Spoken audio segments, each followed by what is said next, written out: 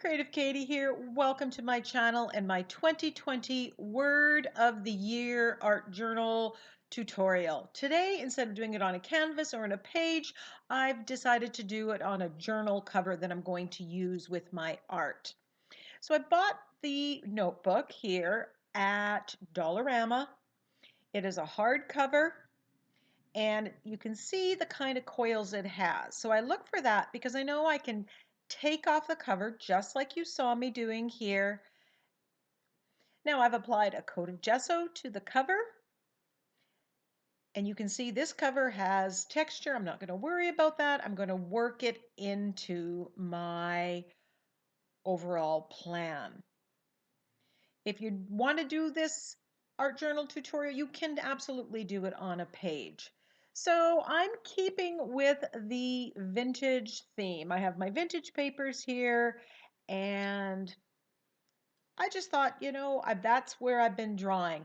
And as you saw, the word that I've chosen for this year is challenge. And that actually came to me about a month ago, a month and a half, when I started my new art journal. And I wanted to, my purpose with that, I said, was to challenge myself to step outside of my comfort zone, step out of my box, try new techniques, revisit ones that I thought, hey, they didn't really work. So that just kind of came to me, and it just feels like, yeah, that's the word for this year. More about why I chose that word later. So I'm just have different vintage papers that I've printed off with my printer. And I thought, the clock was really symbolic to have there because it's about time passing. The end of the year comes and you reflect on where you are and where you want to go. And I really like the idea of the clock showing through. So once I have my placement and I've got different colors, and that really sets the tone, even though you may not see those colors later on, it does set the tone. It tells your mind that you're going in that vintage vein. So I've cut straight edges where it's on the edge of the book, and I find that's really helpful, especially in this application. If it was on a page, I could cut it straight, so I'm not as worried about that. And I'm applying this with Liquitex matte medium, which I'm finding for collaging is copy paper absolutely the bomb. It works so well. I revisited that and I'm loving it. So just applying that with a brush. It seems to soak the papers faster and get them down faster than the gel mediums. What's your experience with that?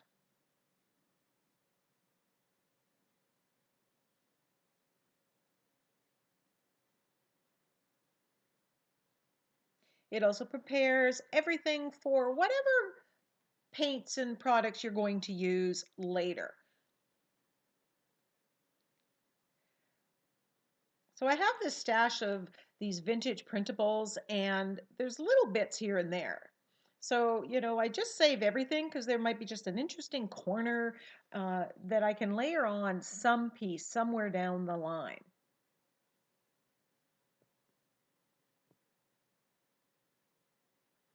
So I am going to put a butterfly, I think challenge, because part of for me, the word challenge means challenge myself to grow, push myself out of the comfort zone and grow and change is all about really symbolic with a butterfly. So even though I've used butterflies a lot and you see them a lot, for me, it just fits this purpose. Now, one of the things that I've rarely incorporated into my art journal pages are numbers. And I've been seeing Sean Petit, she always has her numbers, she stencils them in, she collages them in as I'm doing here. And I thought, you know what, I'm going to do that now. I don't know if they're going to show. I kind of have an idea. I'm going to put that butterfly in the middle. That's my idea. So I'm thinking, okay, these are going to show, and we'll see if we like it. And again, that's all it takes to challenge what you normally do. I always like it when people do numbers, but it just hasn't felt right for me. But I thought passage of time, years, numbers seem to fit for me.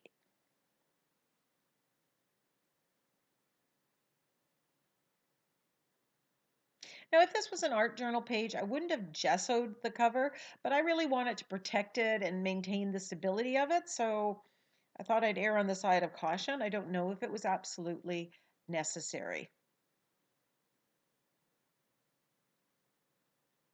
So after giving that a good dry, I stamped out the word challenge with my letter stamps, and I'm positioning where that's going to be. And I do not want to put any modeling paste or texture where the word is going to be. Does that make sense? And I'm using this stencil from the Crafter's Workshop, chicken wire reversed, and some modeling paste. I'm applying the modeling paste with the key card, which is my favorite applicator for modeling paste. I just find I get the most success with it.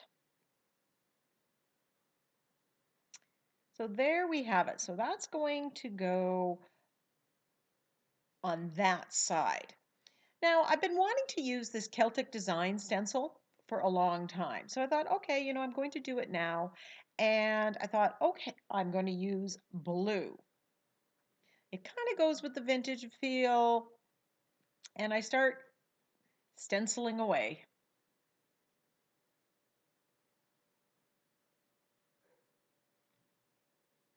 Now, right off the bat, I've stenciled right over the clock, which I really did want to see. So that is part of why I started to second guess this. My friend said, lately it just seems that all your creations take a detour. And I think that's so, but I think that might be in part because I'm taking more risks. And when you take risks, they sometimes pay off or they sometimes don't. I'm just trusting that if they don't, I can figure out a way of saving the product. So I'm not really, what's happening on this page isn't what I envisioned. And I think part of the problem was that this notebook is a little on the small side for what I was doing. So you're going to see this Celtic design stencil again. So I grabbed this one. I want to introduce a little bit more of this blue. But I admit, right now, I am scrambling.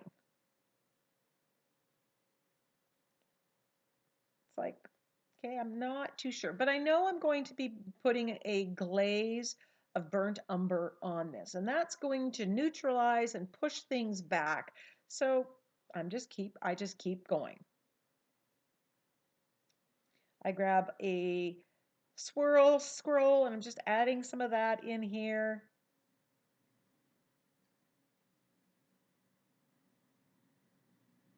But it really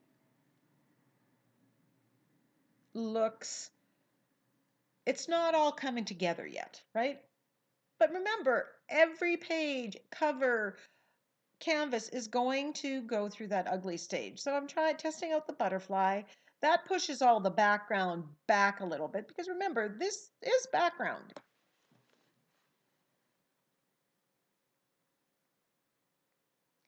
I decide to grab the raw umber and I'm just adding a little bit of that brown in here. In my typical fashion, quite often you see me doing the same stencil with two different colors. And I like with the vintage background, a little bit of that darker brown showing through. So I get out my glaze medium. This one is golden, and I mix it with the burnt umber paint, Liquitex. I find that the Artist Loft color was a little, it's just a different color, and I like this one better. And I'm getting more of the vintage look. So I'm pushing that on and I'm rubbing it off, and I grab a baby wipe, and that's really taking off way too much. So you're going to see me reapply it, and then I'll switch to a soft cloth. And what I do is because I've lost a lot of weight, I have old clothes, and the ones that weren't good enough to donate or to give away, I've ripped them into um, rags that I'm using in my studio.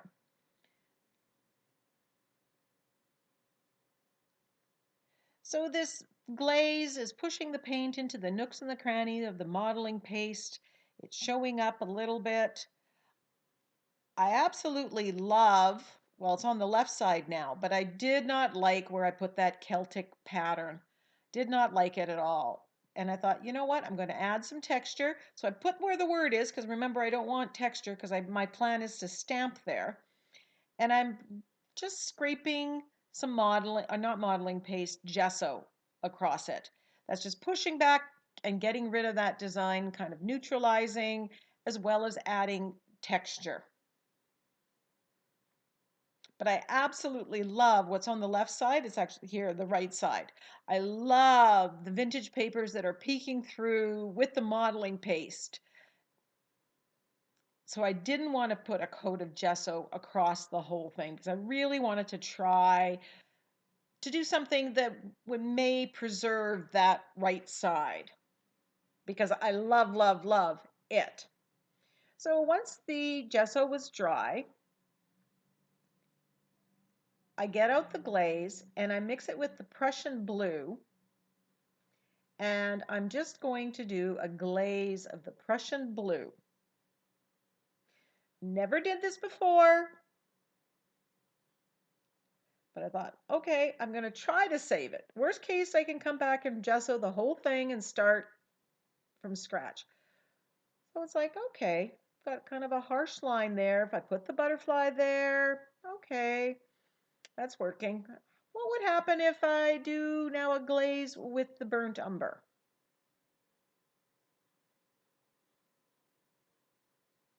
My wheels are turning.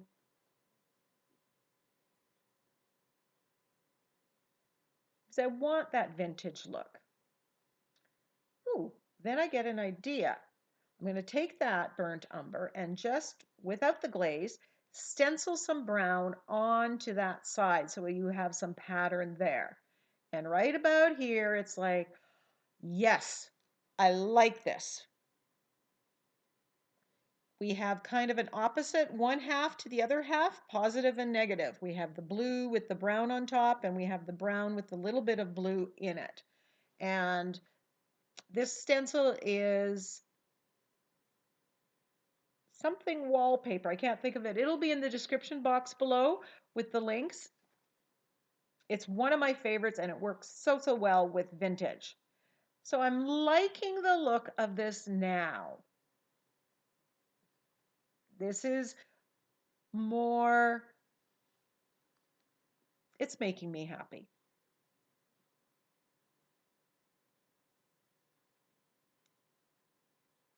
I had the glaze out with the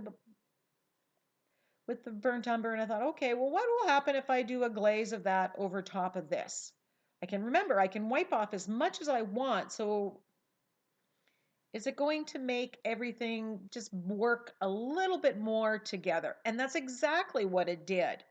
It pushed it back, gave that brown tone over it all, and it just made the whole cover work together. So if I hadn't made that mistake, I wouldn't have attempted to do two different glazes, and I wouldn't have made that discovery, which now I can use in other things. Now the burnt umber with the Prussian blue has now turned the paint, the blue, into more of a teal. The burnt umber has a little bit of that yellow in it. Yellow and the blue will make a teal.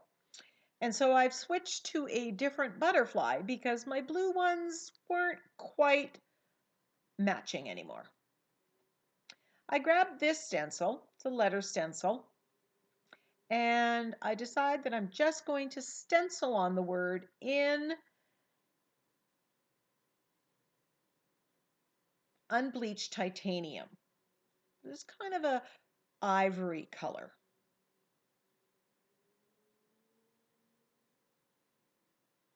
And I'm just going to spell out my word of the year, challenge.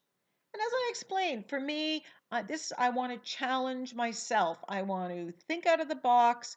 I want to push through some of my comfort zones, do some of the things that I have ideas for, to maybe push my art to the next step. I just want to be brave enough to do that and challenge myself.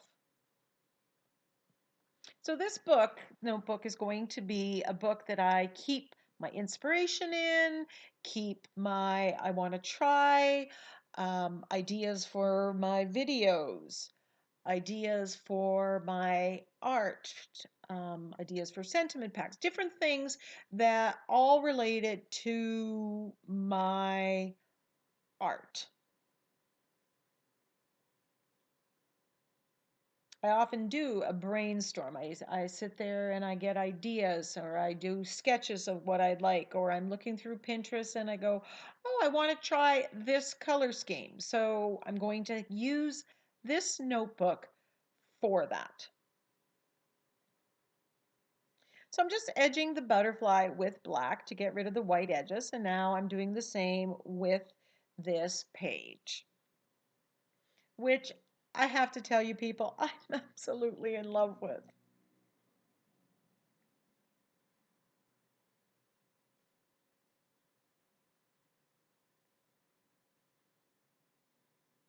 When you challenge yourself, it is amazing the discoveries you will find. And if you've watched, I've done a lot of pages lately trying to get the vintage to work. I'm still learning. But every time I do it, I'm feeling it's more and more comfortable. It's more and more part of what I'm doing. So when you try something new, if it doesn't work, don't give up on it. Try it again.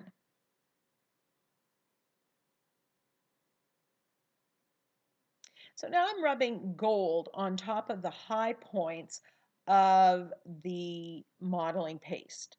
I want a little bit of that bling. I love having gold on there.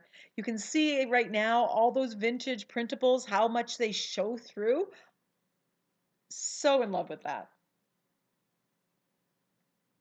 And you can see the texture from the notebook. It's still coming through, even though I've put some collage papers on there. Wanting to add a little bit more bling, so I grab my diluted gold paint and I'm going to splatter on this background.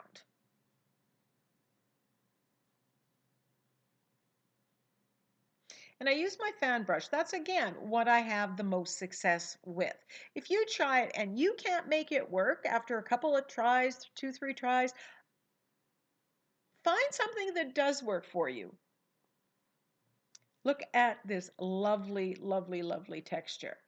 So now I'm ready to put down the butterfly, and I'm using the matte medium again.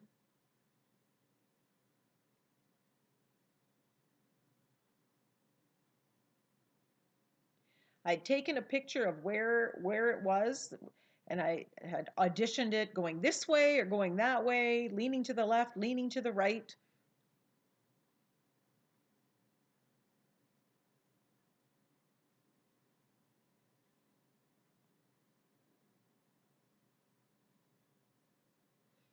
Now the right side of that butterfly is on top of where the modeling paste is, so you can see the texture come through the butterfly.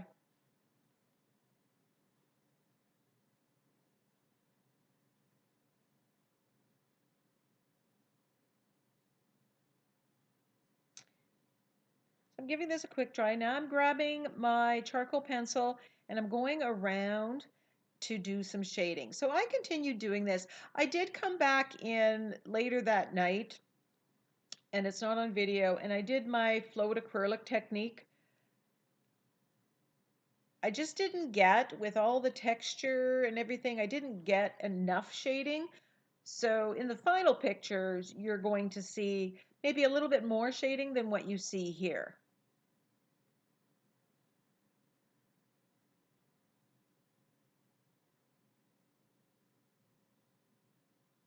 I also do some shading with the pencil and then with the float technique in the chicken wire, the modeling paste, and on the butterfly to bring out some of the lines of the butterfly a little bit more.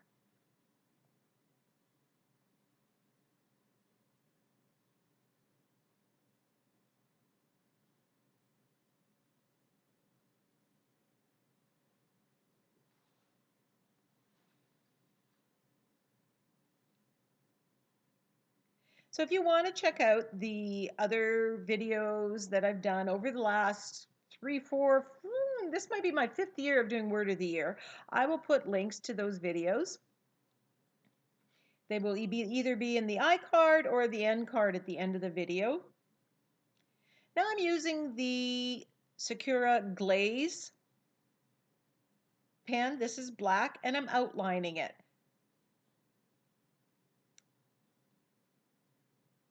Because I have before and after pictures, I actually prefer it without the outlining. I think it looked better.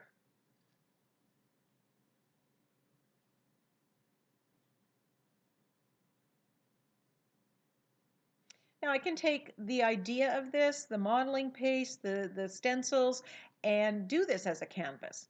Now the inside paper of this was blue, but of course I got some mess on it, so I gave it a coat of Prussian blue, and I just decided I'm going to stencil on the chicken wire on the inside cover.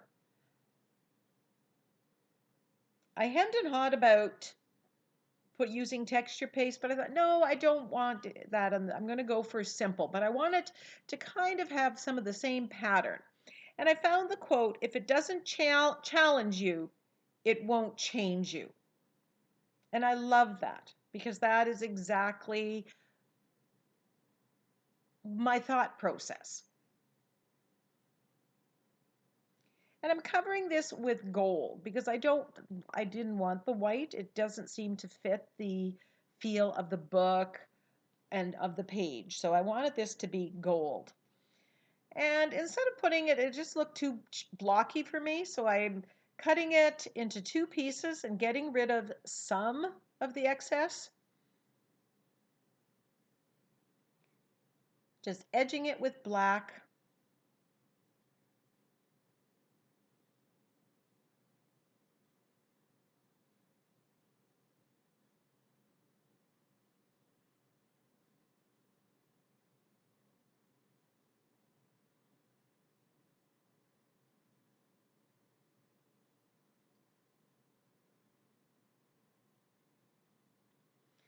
I start to try to edge that with black, but it's really doing nothing, so it wasn't worth my effort.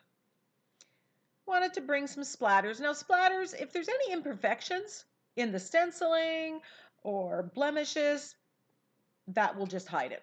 It just pushes that all back, and it's a great tool to use. Doing a little bit of shading using the float technique around the outside edge.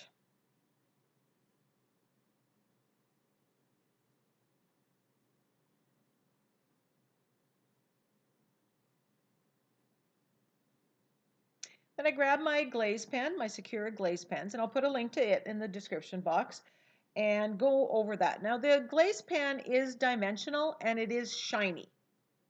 So all I wanted was the word challenge and change.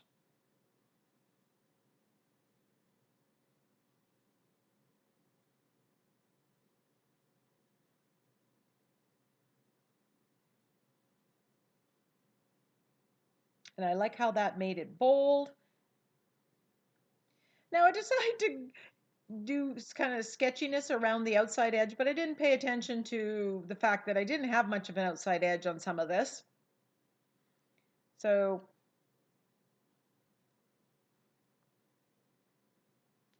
in retrospect, I may not have done it.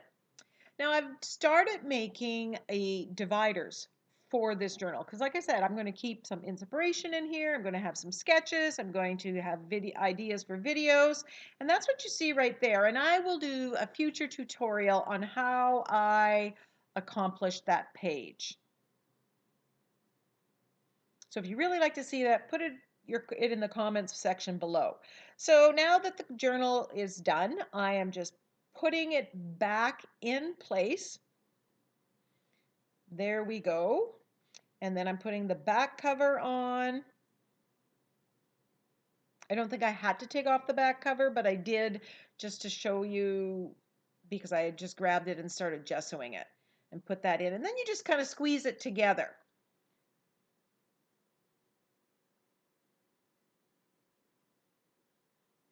And that says, be the girl who decided to go for it. So I absolutely love my journal cover. I am going to give this a coat of polycrylic, Minwax polycrylic. There are some close-ups. Like my video, leave a comment, share it with your friends, all that stuff. Thank you for joining me. Let me know what your word for 2020 is. And I hope you take the challenge. Try new things. Bye for now.